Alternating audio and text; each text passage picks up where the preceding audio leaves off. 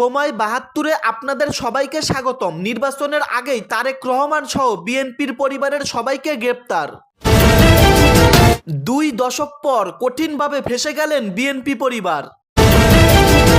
প্রধান উপদেষ্টার সঙ্গে বৈঠক করতে যমুনায় গেলেন নাহিদ এবং আসিফ মাহমুদ। হাসপাতালে চিকিৎসাধীন মান্নাকে দেখতে গেলেন মির্জা ফখরুল। আসিফ মাহমুদের দুর্নীতির বিচারের দাবি ছাত্রদলের। অনিয়মের প্রমাণ থাকলে যে কোনো বিচার মেনে নিতে প্রস্তুত বললেন সাবেক উপদেষ্টা আসিফ মাহমুদ। নির্বাচন কমিশন যোগ্যতার সঙ্গে কাজ করছেন বললেন মহাসচিব মির্জা ফখরুল। বিএনপি সরকার গঠন করলে আলেম ওলামাদের ভাতার ব্যবস্থা করা হবে। তারেক রহমানের চলন্ত গাড়িতে লাগানো সেই রহস্যময় খামে কিছুই ছিল না, জানালো পুলিশ। সর্বশেষ জানবেন যে কোনো মুহূর্তে নির্বাচন বাতিল ঘোষণা করা হবে এবং বাংলাদেশে আবারও গৃহযুদ্ধ শুরু হবে। এতক্ষণ শুনলেন সংবাদ শিরোনাম, এখন শুনবেন বিস্তারিত। রাজধানীর রাজনৈতিক অঙ্গনে হঠাৎ করে ছড়িয়ে পড়েছে এক চাঞ্চল্যকর তথ্য। বিশ্বস্ত ও গোপন সূত্রের বরাত দিয়ে জানা যাচ্ছে যে কোনো মুহূর্তে গ্রেপ্তার হতে পারেন বিএনপির চেয়ারপারসন তারেক রহমান সহ দলটির শীর্ষ পর্যায়ের বেশ কয়েকজন নেতা। এমনকি এই তালিকায় বিএনপির প্রভাবশালী পরিবারের সদস্যদের নামও রয়েছে বলে গুঞ্জন উঠেছে। তারেক রহমান দেশে ফেরার পর থেকে রাজনৈতিক পরিস্থিতি যখন নতুন মোড় নিতে শুরু করেছে, ঠিক তখনই এই গ্রেপ্তারের খবরটি চারদিকে বিদ্যুৎ গতিতে ছড়িয়ে পড়ে। যদিও প্রশাসনের পক্ষ থেকে এ বিষয়ে এখন পর্যন্ত আনুষ্ঠানিক কোনো বক্তব্য পাওয়া যায়নি, তবে রাজধানীর গুলশান ও নয়াপল্টন এলাকায় নিরাপত্তা ব্যবস্থা জোরদার করা হয়েছে বলে স্থানীয় সূত্রগুলো নিশ্চিত করেছে।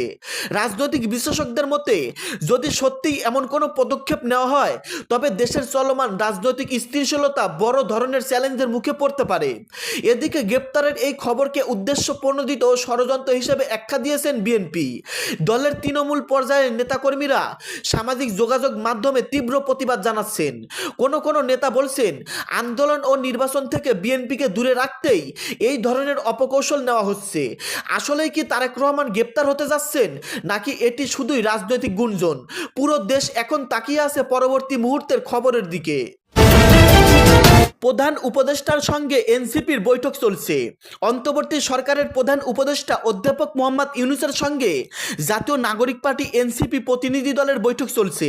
আজ সোমবার বিকেলে 5টা 5 মিনিটে এনসিপির আহ্বায়ক নাহিদ ইসলামের নেতৃত্বে 4 সদস্যের প্রতিনিধি দল রাষ্ট্রীয় অতিথি ভবন যমুনায় প্রধান উপদেষ্টার বাসভবনে প্রবেশ করেছে। বিকাল 5টা 20 মিনিটে এই প্রতিবেদন লেখার সময় প্রধান উপদেষ্টার সঙ্গে এনসিপির নেতাদের বৈঠক চলছিল। নাহিদ ইসলামের সঙ্গে এনসিপির প্রতিনিধি দলে আছেন দলের কেন্দ্রীয় নির্বাচন পরিচালনা কমিটির চেয়ারম্যান আসিফ মাহমুদ সজীব ভুইয়া, সেক্রেটারি মনিরা শারমিন এবং আইনি সহায়ক বিষয়ক ও উপকমিটির প্রধান জহিরুল ইসলাম মুসা।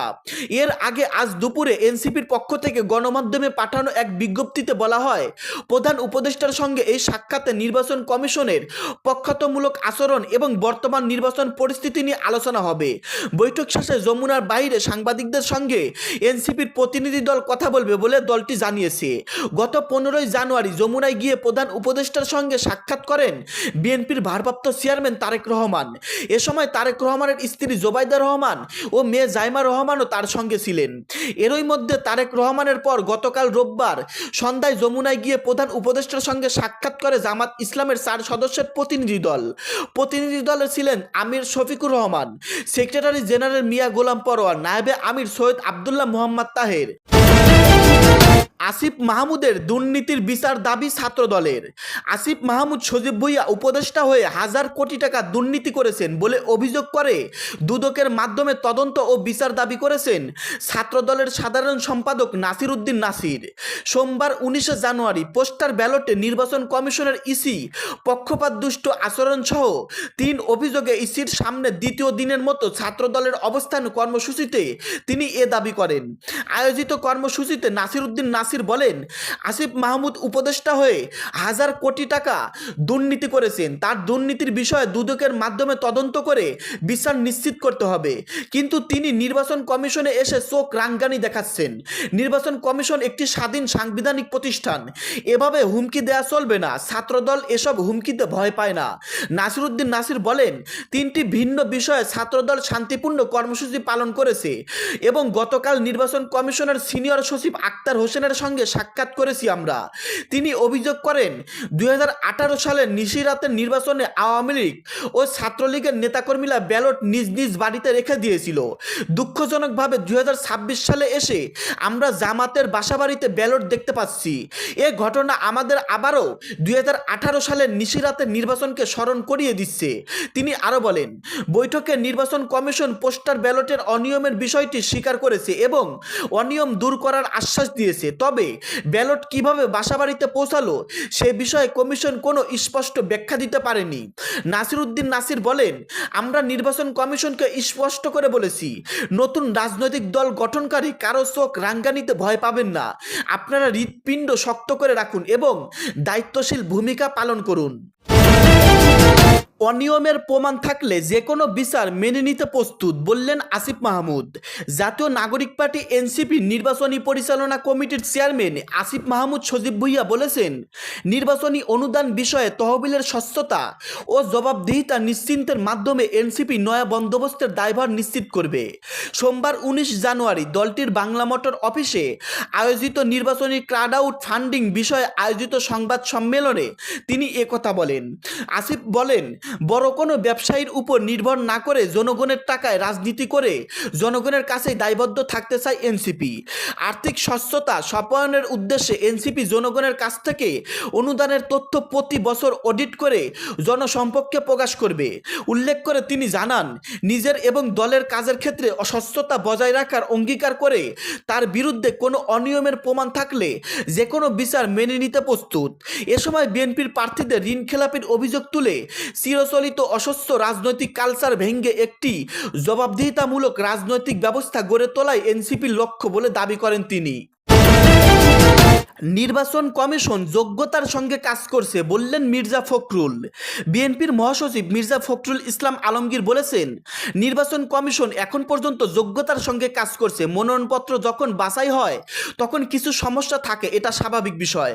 সোমবার 19 জানুয়ারি জিয়াউর রহমানের 89তম জন্মবার্ষিকী উপলক্ষে তার সমাধিতে শ্রদ্ধা নিবেদন শেষে তিনি একথা জানান।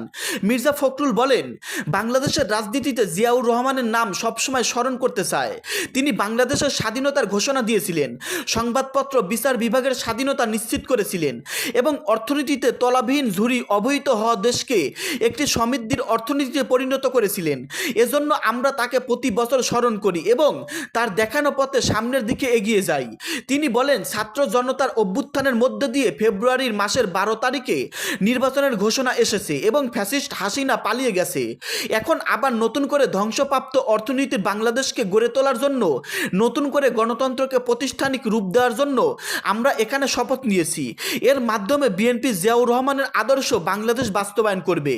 বিএনপির অনেকের মনোনয়ন বাতিল হচ্ছে, এমন প্রশ্নের জবাবে মহাসচিব বলেন, মনোনয়ন যখন বাছাই হয় তখন কিছু সমস্যা থাকে, এটা কোনো ব্যাপার নয়। আমরা এখন পর্যন্ত নির্বাচন কমিশনকে দেখেছি মোটামুটিভাবে যোগ্যতার সঙ্গে কাজ করছে। আমাদের যে সমস্যা আমরা মনে করেছি সেগুলো গতকাল তুলে ধরেছি। আমরা বিশ্বাস করি ইসি যোগ্যতার সঙ্গে এই নির্বাচন পরিচালনা করতে সক্ষম হবেন। দর্শক, এতক্ষণ শুনতে পারলেন গুরুত্বপূর্ণ আলোচনা। এই সম্পর্কে আপনাদের মতামত ভিডিওর কমেন্টে জানিয়ে দিবেন। ভিডিওটি শেষ করার আগে ছোট্ট একটি রিকোয়েস্ট, সময় 72 ইউটিউব চ্যানেলটাকে সাবস্ক্রাইব করে সঙ্গেই থাকবেন। ধন্যবাদ।